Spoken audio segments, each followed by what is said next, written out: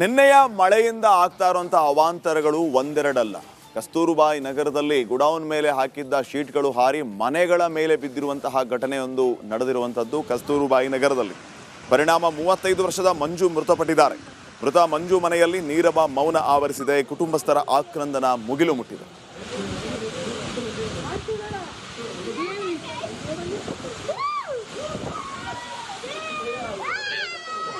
ಬಂದಿರೋದಕ್ಕೆ ಇದು ಕಲ್ಲು ಸೈಜ್ ಕಲ್ಲು ಥರ ಇದೆ.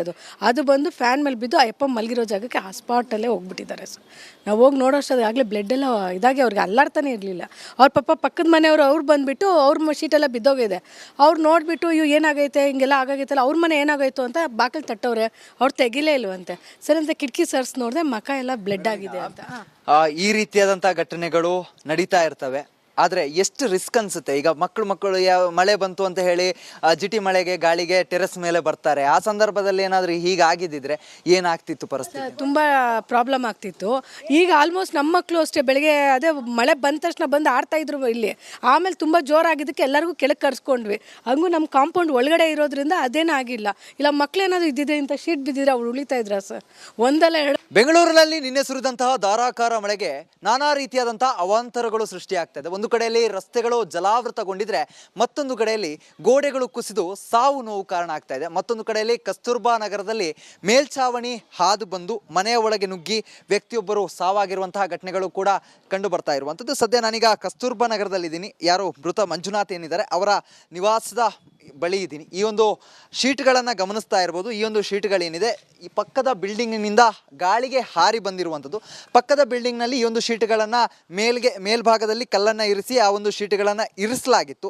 ಆದರೆ ನಿನ್ನೆ ಗಾಳಿಯ ವೇಗ ಜಾಸ್ತಿ ಇದ್ದದ್ರಿಂದಾಗಿ ನಾನಾ ರೀತಿಯಾದಂಥ ಅವಾಂತರಗಳ ಜೊತೆಗೆ ಈ ಶೀಟ್ಗಳು ಕೂಡ ಪಕ್ಕದ ಮನೆಗಳಿಗೆ ಮತ್ತು ಪಕ್ಕದ ಬಿಲ್ಡಿಂಗ್ಗಳ ಮೇಲೆ ಹಾರಿದೆ. ಆ ಒಂದು ಸಂದರ್ಭದಲ್ಲಿ ಮೇಲ್ಭಾಗದಲ್ಲಿದ್ದಂತಹ ಶೀಟ್ಗಳು ಮಂಜುನಾಥ್ ಇದ್ದಂತಹ ನಿವಾಸದ ಮೇಲೆ ಬಂದಿರುವಂಥದ್ದು.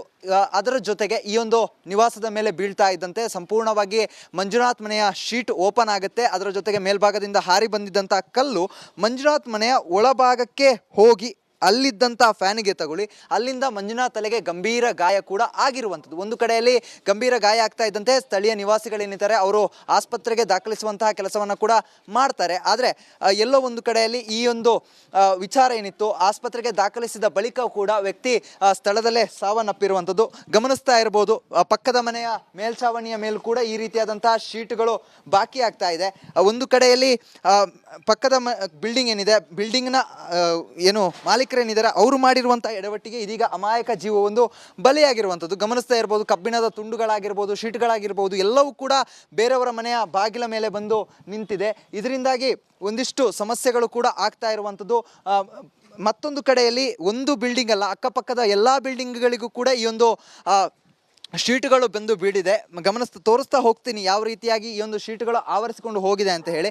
ಮೇಲ್ಭಾಗದಲ್ಲಿ ಇರುವಂಥ ಶೀಟ್ಗಳು ಬಂದು ಪಕ್ಕದ ಬಿಲ್ಡಿಂಗ್ಗಳ ಮೇಲೆ ಕೂಡ ಬಿದ್ದಿರುವಂಥದ್ದು. ಒಂದು ಕಡೆಯಲ್ಲಿ ಪಕ್ಕದಲ್ಲಿರುವಂಥ ಗೋಡೌನ್ ಏನಿದೆ ಆ ಒಂದು ಗೋಡೌನ್ ಕಡೆಯಲ್ಲಿ ಕೂಡ ಈ ಒಂದು ಶೀಟ್ಗಳು ಬಿದ್ದಿರುವಂಥದ್ದು. ಈ ನಿಟ್ಟಿನಲ್ಲಿ ಗಾಳಿಯ ವೇಗ ಜಾಸ್ತಿ ಇತ್ತು. ಗಾಳಿಯ ವಿಪರೀತವಾದಂತಹ ವೇಗದಿಂದಾಗಿ ಈ ರೀತಿಯಾದಂತಹ ಘಟನೆ ಸಂಭವಿಸಿರುವಂಥದ್ದು. ಇದರಿಂದಾಗಿ ಮಂಜುನಾಥ್ ಎನ್ನುವಂತಹ ವ್ಯಕ್ತಿ ಏನಿರ್ತಾರೆ, ಸ್ಥಳೀಯವಾಗಿ ಕೆಲಸವನ್ನು ಮಾಡಿಕೊಂಡು ಸೆಕ್ಯೂರಿಟಿ ಕೆಲಸವನ್ನು ಮಾಡ್ಕೊಂಡಿದ್ರು, ಅವರು ಸ್ಥಳದಲ್ಲೇ ಮೃತಪಡುವಂಥದ್ದು. ಸದ್ಯ ಅವರ ಮೃತದೇಹವನ್ನು ವಿಕ್ಟೋರಿಯಾ ಆಸ್ಪತ್ರೆಯಲ್ಲಿ ಇರಿಸಲಾಗಿದೆ. ಅವರ ಕುಟುಂಬಸ್ಥರ ಆಕ್ರಂದನ ಮುಗಿಲು ಮುಟ್ತಾ ಇದೆ. ಅವರ ನಿವಾಸದ ಮುಂದೆ ಅವರ ಕುಟುಂಬಸ್ಥರು ಮತ್ತು ಸಂಬಂಧಿಕರು ಕೂಡ ಬಂದು ಅವರ ಒಂದು ಅಂತಿಮ ದರ್ಶನವನ್ನು ಮಾಡಲಿಕ್ಕೆ, ಅವರನ್ನು ನೋಡಲಿಕ್ಕೆ ಬರ್ತಾ ಇರುವಂಥದ್ದು. ಒಂದು ಕಡೆಯಲ್ಲಿ ಈ ಸಾವಿನಿಂದಾಗಿ ಅನೇಕ ರೀತಿಯಾದಂತಹ ನೋವುಗಳು ಉಂಟಾಗ್ತಾ ಇದ್ರೆ, ಮತ್ತೊಂದು ಕಡೆಯಲ್ಲಿ ಇಲ್ಲಿರುವಂತಹ ಬೇರೆ ಸ್ಥಳೀಯ ನಿವಾಸಿಗಳೇನಿದ್ದಾರೆ ಅವರಿಗೂ ಕೂಡ ಇನ್ನಷ್ಟು ಆತಂಕ ಹೆಚ್ಚಾಗ್ತಾ ಇರುವಂಥದ್ದು. ಕ್ಯಾಮ್ರಾ ಪರ್ಸನ್ ದೇವನಹಳ್ಳಿ ಮಂಜುನಾಥ್ ಜೊತೆಗೆ ಚರಣ್, ರಿಪಬ್ಲಿಕ್ ಕನ್ನಡ, ಬೆಂಗಳೂರು.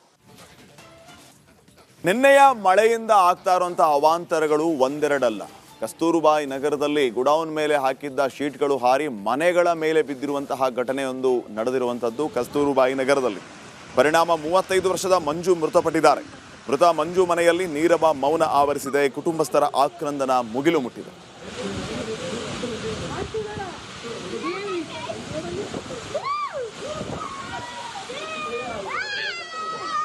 ಬಂದಿರೋದಕ್ಕೆ ಇದು ಕಲ್ಲು ಸೈಜ್ ಕಲ್ಲು ಥರ ಇದೆ ಅದು ಬಂದು ಫ್ಯಾನ್ ಮೇಲೆ ಬಿದ್ದು ಆ ಯಪ್ಪ ಮಲಗಿರೋ ಜಾಗಕ್ಕೆ ಆ ಸ್ಪಾಟಲ್ಲೇ ಹೋಗ್ಬಿಟ್ಟಿದ್ದಾರೆ ಸರ್.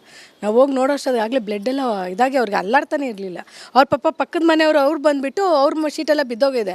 ಅವ್ರು ನೋಡಿಬಿಟ್ಟು ಇವು ಏನಾಗೈತೆ ಹಿಂಗೆಲ್ಲ ಆಗಾಗೈತಲ್ಲ, ಅವ್ರ ಮನೆ ಏನಾಗೋಯ್ತು ಅಂತ ಬಾಗಿಲು ತಟ್ಟವ್ರೆ. ಅವ್ರು ತೆಗಿಲೇ ಇಲ್ವಂತೆ. ಸರಿ ಅಂತ ಕಿಟಕಿ ಸರ್ಸ್ ನೋಡಿದೆ, ಮಖ ಎಲ್ಲ ಬ್ಲಡ್ ಆಗಿದೆ ಅಂತ. ಈ ರೀತಿಯಾದಂತಹ ಘಟನೆಗಳು ನಡೀತಾ ಇರ್ತವೆ. ಆದರೆ ಎಷ್ಟು ರಿಸ್ಕ್ ಅನ್ಸುತ್ತೆ. ಈಗ ಮಕ್ಕಳು ಮಳೆ ಬಂತು ಅಂತ ಹೇಳಿ ಜಿಟಿ ಮಳೆಗೆ ಗಾಳಿಗೆ ಟೆರೆಸ್ ಮೇಲೆ ಬರ್ತಾರೆ. ಆ ಸಂದರ್ಭದಲ್ಲಿ ಏನಾದರೂ ಹೀಗಾಗಿದ್ದಿದ್ರೆ ಏನಾಗ್ತಿತ್ತು ಪರಿಸ್ಥಿತಿ? ತುಂಬ ಪ್ರಾಬ್ಲಮ್ ಆಗ್ತಿತ್ತು. ಈಗ ಆಲ್ಮೋಸ್ಟ್ ನಮ್ಮ ಮಕ್ಕಳು ಅಷ್ಟೇ ಬೆಳಗ್ಗೆ ಅದೇ ಮಳೆ ಬಂದ ತಕ್ಷಣ ಬಂದು ಆಡ್ತಾ ಇದ್ರು ಇಲ್ಲಿ. ಆಮೇಲೆ ತುಂಬ ಜೋರಾಗಿದ್ದಕ್ಕೆ ಎಲ್ಲರಿಗೂ ಕೆಳಗೆ ಕರ್ಸ್ಕೊಂಡ್ವಿ. ಹಂಗೂ ನಮ್ಮ ಕಾಂಪೌಂಡ್ ಒಳಗಡೆ ಇರೋದ್ರಿಂದ ಅದೇನೂ ಆಗಿಲ್ಲ. ಇಲ್ಲ ಮಕ್ಕಳೇನಾದ್ರು ಇದ್ದಿದ್ರೆ ಇಂಥ ಶೀಟ್ ಬಿದ್ದಿದ್ರೆ ಅವ್ರು ಉಳಿತಾ ಇದ್ರ ಸರ್. ಒಂದಲ್ಲ ಎರಡು. ಬೆಂಗಳೂರಿನಲ್ಲಿ ನಿನ್ನೆ ಸುರಿದಂತಹ ಧಾರಾಕಾರ ಮಳೆಗೆ ನಾನಾ ರೀತಿಯಾದಂತಹ ಅವಾಂತರಗಳು ಸೃಷ್ಟಿಯಾಗ್ತಾ ಇದೆ. ಒಂದು ಕಡೆಯಲ್ಲಿ ರಸ್ತೆಗಳು ಜಲಾವೃತಗೊಂಡಿದ್ರೆ ಮತ್ತೊಂದು ಕಡೆಯಲ್ಲಿ ಗೋಡೆಗಳು ಕುಸಿದು ಸಾವು ನೋವು ಕಾರಣ ಆಗ್ತಾ ಇದೆ. ಮತ್ತೊಂದು ಕಡೆಯಲ್ಲಿ ಕಸ್ತೂರ್ಬಾ ನಗರದಲ್ಲಿ ಮೇಲ್ಛಾವಣಿ ಹಾದು ಬಂದು ಮನೆಯ ಒಳಗೆ ನುಗ್ಗಿ ವ್ಯಕ್ತಿಯೊಬ್ಬರು ಸಾವಾಗಿರುವಂತಹ ಘಟನೆಗಳು ಕೂಡ ಕಂಡು ಬರ್ತಾ ಇರುವಂಥದ್ದು. ಸದ್ಯ ನಾನೀಗ ಕಸ್ತೂರ್ಬಾ ನಗರದಲ್ಲಿದ್ದೀನಿ. ಯಾರು ಮೃತ ಮಂಜುನಾಥ್ ಏನಿದ್ದಾರೆ ಅವರ ನಿವಾಸದ ಬಳಿ ಇದ್ದೀನಿ. ಈ ಒಂದು ಶೀಟ್ಗಳನ್ನು ಗಮನಿಸ್ತಾ ಇರ್ಬೋದು. ಈ ಒಂದು ಶೀಟ್ಗಳೇನಿದೆ ಈ ಪಕ್ಕದ ಬಿಲ್ಡಿಂಗ್ನಿಂದ ಗಾಳಿಗೆ ಹಾರಿ ಬಂದಿರುವಂಥದ್ದು. ಪಕ್ಕದ ಬಿಲ್ಡಿಂಗ್ನಲ್ಲಿ ಈ ಒಂದು ಶೀಟ್ಗಳನ್ನು ಮೇಲ್ಭಾಗದಲ್ಲಿ ಕಲ್ಲನ್ನು ಇರಿಸಿ ಆ ಒಂದು ಶೀಟ್ಗಳನ್ನು ಇರಿಸಲಾಗಿತ್ತು. ಆದರೆ ನಿನ್ನೆ ಗಾಳಿಯ ವೇಗ ಜಾಸ್ತಿ ಇದ್ದದ್ರಿಂದಾಗಿ ನಾನಾ ರೀತಿಯಾದಂಥ ಅವಾಂತರಗಳ ಜೊತೆಗೆ ಈ ಶೀಟುಗಳು ಕೂಡ ಪಕ್ಕದ ಮನೆಗಳಿಗೆ ಮತ್ತು ಪಕ್ಕದ ಬಿಲ್ಡಿಂಗ್ಗಳ ಮೇಲೆ ಹಾರಿದೆ. ಆ ಒಂದು ಸಂದರ್ಭದಲ್ಲಿ ಮೇಲ್ಭಾಗದಲ್ಲಿದ್ದಂತಹ ಶೀಟುಗಳು ಮಂಜುನಾಥ್ ಇದ್ದಂತಹ ನಿವಾಸದ ಮೇಲೆ ಬಂದಿರುವಂಥದ್ದು. ಅದರ ಜೊತೆಗೆ ಈ ಒಂದು ನಿವಾಸದ ಮೇಲೆ ಬೀಳ್ತಾ ಇದ್ದಂತೆ ಸಂಪೂರ್ಣವಾಗಿ ಮಂಜುನಾಥ್ ಮನೆಯ ಶೀಟ್ ಓಪನ್ ಆಗುತ್ತೆ. ಅದರ ಜೊತೆಗೆ ಮೇಲ್ಭಾಗದಿಂದ ಹಾರಿ ಬಂದಿದ್ದಂಥ ಕಲ್ಲು ಮಂಜುನಾಥ್ ಮನೆಯ ಒಳಭಾಗಕ್ಕೆ ಹೋಗಿ ಅಲ್ಲಿದ್ದಂಥ ಫ್ಯಾನಿಗೆ ತಗೊಳ್ಳಿ ಅಲ್ಲಿಂದ ಮಂಜುನಾಥ್ ತಲೆಗೆ ಗಂಭೀರ ಗಾಯ ಕೂಡ ಆಗಿರುವಂಥದ್ದು. ಒಂದು ಕಡೆಯಲ್ಲಿ ಗಂಭೀರ ಗಾಯ ಆಗ್ತಾ ಇದ್ದಂತೆ ಸ್ಥಳೀಯ ನಿವಾಸಿಗಳೇನಿದ್ದಾರೆ ಅವರು ಆಸ್ಪತ್ರೆಗೆ ದಾಖಲಿಸುವಂತಹ ಕೆಲಸವನ್ನು ಕೂಡ ಮಾಡ್ತಾರೆ. ಆದರೆ ಎಲ್ಲೋ ಒಂದು ಕಡೆಯಲ್ಲಿ ಈ ಒಂದು ವಿಚಾರ ಏನಿತ್ತು, ಆಸ್ಪತ್ರೆಗೆ ದಾಖಲಿಸಿದ ಬಳಿಕ ಕೂಡ ವ್ಯಕ್ತಿ ಸ್ಥಳದಲ್ಲೇ ಸಾವನ್ನಪ್ಪಿರುವಂಥದ್ದು ಗಮನಿಸ್ತಾ ಇರ್ಬೋದು.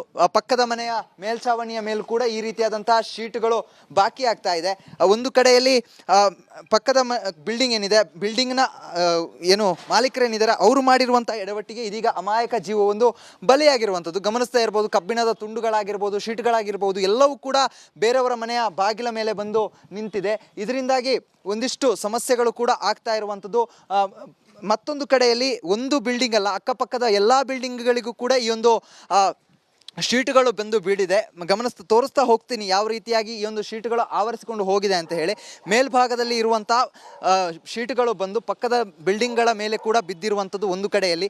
ಪಕ್ಕದಲ್ಲಿರುವಂಥ ಗೋಡೌನ್ ಏನಿದೆ ಆ ಒಂದು ಗೋಡೌನ್ ಕಡೆಯಲ್ಲಿ ಕೂಡ ಈ ಒಂದು ಶೀಟ್ಗಳು ಬಿದ್ದಿರುವಂಥದ್ದು. ಈ ನಿಟ್ಟಿನಲ್ಲಿ ಗಾಳಿಯ ವೇಗ ಜಾಸ್ತಿ ಇತ್ತು. ಗಾಳಿಯ ವಿಪರೀತವಾದಂತಹ ವೇಗದಿಂದಾಗಿ ಈ ರೀತಿಯಾದಂತಹ ಘಟನೆ ಸಂಭವಿಸಿರುವಂಥದ್ದು. ಇದರಿಂದಾಗಿ ಮಂಜುನಾಥ್ ಎನ್ನುವಂತಹ ವ್ಯಕ್ತಿ ಏನಿದ್ದಾರೆ ಸ್ಥಳೀಯವಾಗಿ ಕೆಲಸವನ್ನು ಮಾಡಿಕೊಂಡು ಸೆಕ್ಯೂರಿಟಿ ಕೆಲಸವನ್ನು ಮಾಡಿಕೊಂಡಿದ್ರು.